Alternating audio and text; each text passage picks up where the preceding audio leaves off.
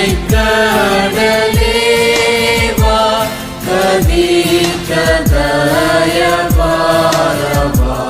சுருதி மாறையோக்கு சுடருளியேவா. ஆண்டவராகிய இயேசுவே, விரைந்து வாரும், காலம் தாழ்த்தாதேயும். உமது பரிவிரக்கத்தில் நம்பிக்கை கொள்ளும் நாங்கள் உமது வருகையினால் ஆறுதலும் ஆதரவும் பெறுவோமாக.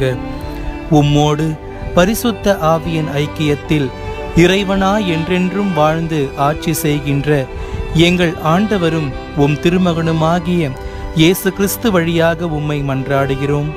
ஆமென்.